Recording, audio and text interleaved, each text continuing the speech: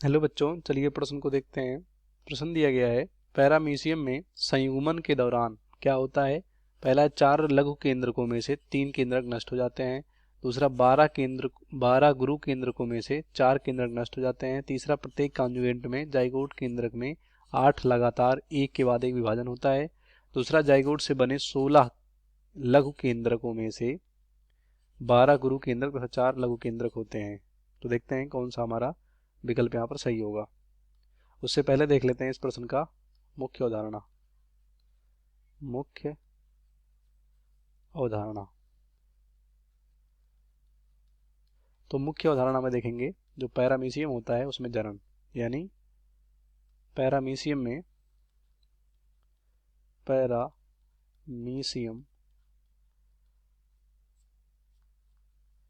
में जनन। सबसे पहले समझते हैं पैरामीशियम क्या होता है। तो पैरामीशियम यहाँ पर एक कोशिकीय प्राणी है जो कि संघ यहाँ पर प्रोटोजोआ में आता है। कोशिकीय यहाँ पर प्राणी है। तो यहाँ पर जो जनन होता है इसमें दोनों तरीके का हो सकता है, लैंगिक और अलैंगिक। तो बात करें यहाँ पर लैंगिक, क्योंकि जो इसमें बोला गया है संयुग्मन, यानी जो संयुग्मन इसमें कॉन्जुगेशन बोला गया है संयुग्मन, ये लैंगिक जनन का प्रकार है, जिसमें कि दो यहाँ पर जो पैरामीशियम है दो यहाँ पर भाग लेते हैं, मतलब दो जीव यहाँ पर भाग लेते हैं। तो इसमें क्या होता है, अगर हम बात करें पैरामीशियम में जनन के बारे में, जिसे यहाँ पर कॉन्जुगेशन बोला जाता है, तो यहाँ पर जब पैरामीशियम यहाँ पर ये लैंगिक जनन करने वाला होता है, तो पहले क्या होता है कि हर एक पैरामीशियम में, यानी जैसे कि मान लो यहाँ पर एक जीव है, मतलब पैरामीशियम है एक जीव,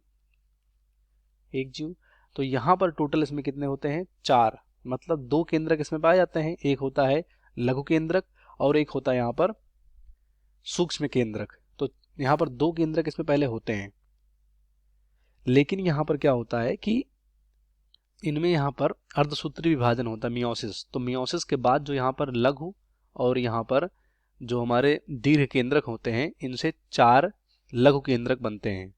तो एक जीव यहाँ पर क्या है, इसमें 4 लघु केंद्रक हैं।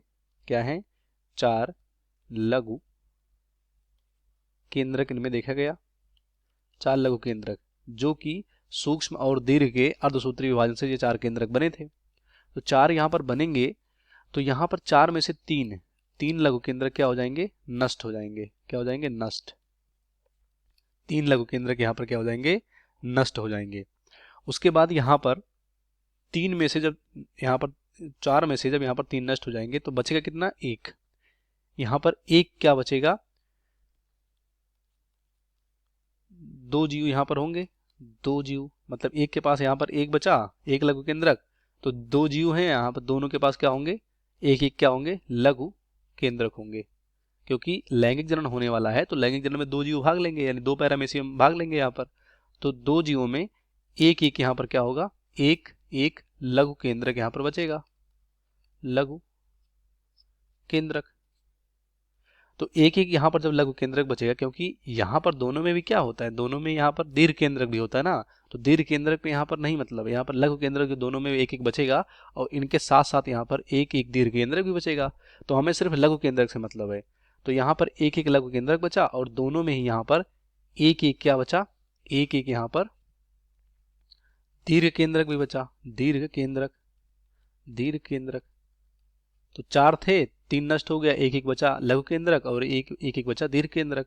तो यहाँ पर जो दो जीव होंगे, दोनों में जो एक एक लघु केंद्रक बचा है, यहाँ पर फिर से क्या हो जाएगा, स्वैपिंग हो जाएगी, यानी केंद्रकों का, लघु केंद्रकों का स्थानांतरण या विनिमय बोल सकते हो, ये होगा। और इसी को यहाँ पर बोलते हैं, क्या बोलते हैं, संयुग्मन या कॉन्जुगेशन, जो कि लैंगिक जनन का प्रकार है। इस तरह से यहाँ पर इनमें संयुग्मन कंप्लीट हो जाएगा। मतलब एक जीव का, एक पैरामीशियम का लघु केंद्रक दूसरे में चला जाएगा, दूसरे का लघु केंद्रक दूसरे जीव में चला जाएगा, यानी दूसरे पैरामीशियम में चला जाएगा। तो इस तरह से स्वैपिंग होती है, स्थानांतरण या विनिमय बोल सकते हो केंद्रकों का, इसी को बोलते हैं संयुग्मन। तो क्या होगा, पैरामीशियम में जो संयुग्मन होता है, 4 लघु केंद्रकों में से 3 केंद्रक नष्ट हो जाएंगे। तो ये हमारा यहाँ पर राइट आंसर होगा। 12 गुरु केंद्रकों में से 4 केंद्रक नष्ट हो जाएंगे, ये गलत है। प्रत्येक कॉन्जुगेंट में जाइगोट केंद्रक में 8 लगातार एक के बाद एक विभाजन होता, तो ये भी गलत है। और सबसे लास्ट में जाइगोट से बने 16 लघु केंद्रकों में से 12 गुरु केंद्रक तथा 4 लघु केंद्रक बनते हैं। तो ये हो सकता है, लेकिन यहाँ पर ये संयुग्मन में नहीं होता, क्योंकि संयुग्मन का मतलब लैंगिक जनन होता है, जो कि यहाँ पर केंद्रकों का क्या होता है, स्वाइपिंग होता है, यानी विनिमय होता है, एक्सचेंज। तो ये भी गलत हो जाएगा। इस प्रश्न का सही विकल्प हमारा है पहला, बाकी सही भी गलत हो जाएंगे। उम्मीद करते हैं आपको प्रश्न समझ में आएगा। धन्यवाद।